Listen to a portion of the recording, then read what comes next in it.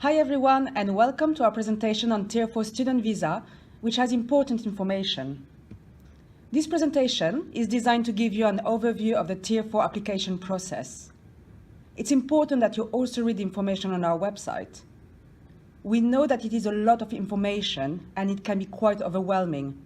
But if you make sure you read this information before you request your confirmation of acceptance for studies, or CAS, and start the application process, you should find applying much easier. So here's what we'll cover in this presentation. We will be concentrating on Tier 4 student visas. So if you are unsure on whether you need a visa or what type of visa you might require, please check the Do I Need a Visa check on our website. So what we'll cover today: how to request your CAS. We'll give you an overview of the Tier 4 student process. We'll talk to you a little bit about the immigration health surcharge, which you'll need to pay as part of your application. We'll cover the biometric residence permit, also referred to as the BRP card, and we'll give you some top tips on making a successful application. We'll also provide you with some further resources you may find useful when making your application. So the first thing we're going to talk about is requesting your confirmation of acceptance for studies number, or CAS. Before you can request a CAS, you need to make sure that you have sent all the documents stated on your offer letter to the admissions team. For most of you, this will include the original evidence of your qualifications, and for some of you, it will also include evidence of your language ability. We will not consider a CAS request until you've met the conditions of your offer, so making sure that the admissions team has received all your documents should be your first priority. Once we receive the documents from you, you can then complete the CAS request form, which you can download from our website. When you're filling out your form, the applicant's reference number is your student number, which you will find on your offer letter. You should send your completed CAS request form along with a scan of any supporting documents, such as a scan of your passport and financial documents, to CAS requests at lshtm.ac.uk to be checked. Before you submit your CAS request form, it is important that you read our CAS FAQs and our CAS policy, which are also on the website. The FAQ will give you some guidance on how to complete the CAS request form and also the supporting documents that you need to send along with the CAS form. Once we have received your CAS form and supporting documents, we will need to check that your documents, including your financial evidence, meet the UK Home Office requirements. You can check that your financial evidence are likely to meet our requirements before you send it to us by using our financial evidence checker on our website. Because we are receiving a lot of CAS requests at this time of the year, making sure that you are sending the right documents will speed up the process of applying for your CAS. Please remember that we cannot issue a CAS until we have confirmed that the documents meet the strict Home Office requirements.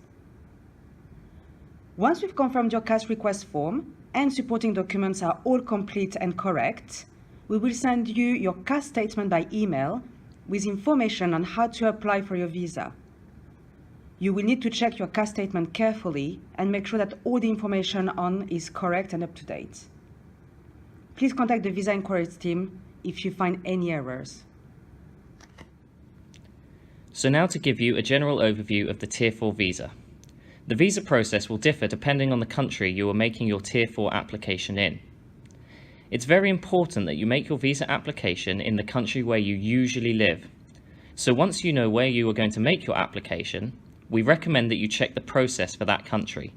There's information about this on our website. So by this point, you've done really well. You've sent us all the information we need and you've received your CAS statement from the school. Once you have that, you need to go to the Visa for UK website and complete your online application. There will be a lot of information you need to include in your application form. It will generally include personal details and also information specific to your course here at the London School of Hygiene and Tropical Medicine.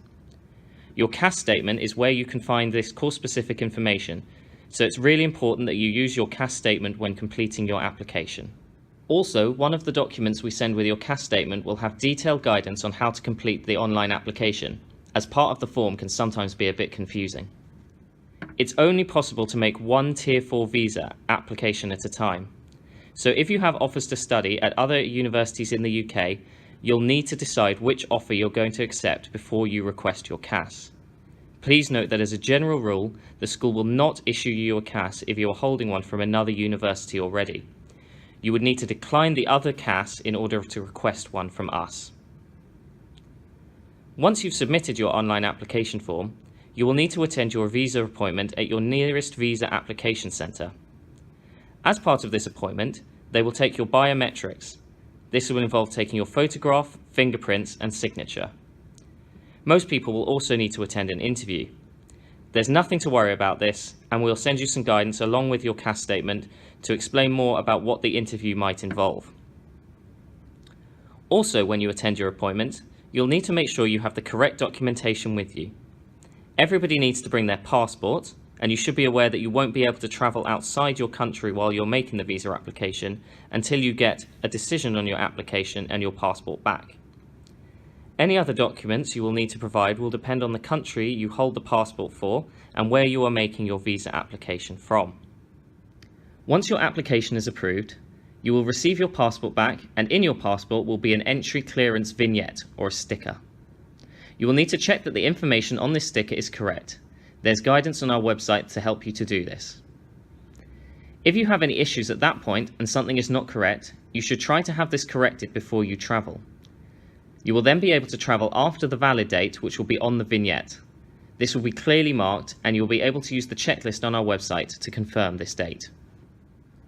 Now let's talk about the immigration health surcharge. This is a fee that most Tier 4 applicants will need to pay. The fee was introduced to cover the cost of your access to the National Health Service in the UK during your studies.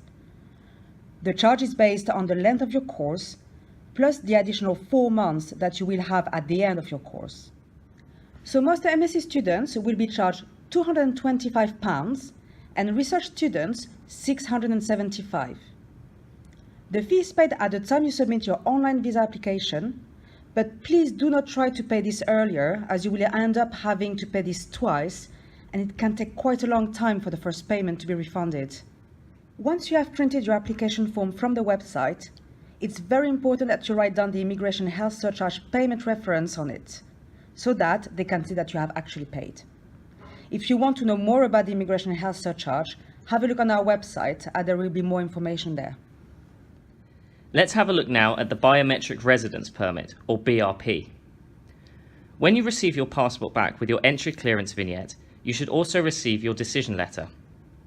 As we mentioned earlier, you will need to make sure the information on the vignette is correct, and you also need to be careful that your vignette is only valid for 30 days. You must be able to travel to the UK within that time. If you don't think you'll be able to travel to the UK within the 30-day period, you should contact the Visa Inquiries team, but ideally everyone should be able to enter the UK within the validity of their visa. It's also important that you bring your decision letter with you when you come to the UK, as you will need to show this along with your passport when you collect your BRP card.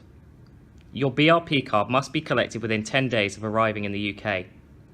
If for any reason you think you might not be able to collect your BRP card within those 10 days, you should contact the Visa Inquiries team as a matter of urgency. Your BRP card is a document that looks a bit like a credit card and holds information about your visa. When you receive your card, you should check that the information on it is correct, and if anything is incorrect, you should let us know. It is very important that you bring your BRP and passport with you when you come to register at the school, as you won't be able to start your course with us until we have seen this document. If you would like any more information about BRPs, have a look at the additional information on our website. The website also includes a map and directions to a post office local to the school that we recommend students use as their BRP collection point. So here are some of our top tips on how to go about the visa process, which can often feel quite complicated.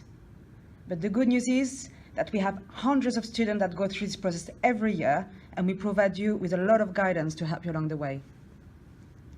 So, there's top tip number 1. Use our visa guidance as your starting point. If you haven't already done so, you should visit our visa and immigration pages on the website. There are a lot of links to the things we've been talking about, such as the Home Office website and the application form. Top tip number 2 It might sound obvious, but please make sure to email our visa inquiries team if you have any questions. They are here to help you and make sure your application is successful. Tip number 3, do remember to look at the Home Office website and the specific application information for your country. The information that we have provided to you is quite general, but the Home Office website will have much more specific information, such as where your local visa application center is. Another thing to think about is that the Home Office website also has information about processing times, so it's worth checking this out so you can plan your application. If your circumstances change, such as if you get a new passport, make sure you let us know as soon as possible, as it can cause quite a lot of problem with your application. Keeping us updated of any changes is a very easy way to prevent problems later on. Our final top tip is to make sure that you have original and up-to-date documents to submit with your application. When you send in supporting documents with your CAS request, we will check that those meet the Home Office requirements. But you will need to make sure that those documents haven't expired by the time you make your visa application. The Tier 4 policy guidance explains how long documents will be valid for and will have information on any other documents you may need to submit. If your documents do expire, you will need to get new documents. And you need to make sure that this is issued to you in the standard format as the documents that we checked for you. So really, the only difference should be that it is within the required dates. Okay, so finally just thinking about some extra resources which may help you. Here's the link to our visa and immigration pages, which contains additional useful links to our checkers on whether you need a visa, financial documents checker, and other guidance to help you as well. There is also some great information on the website of the UK Council for International Student Affairs, or UKISA as they're also known.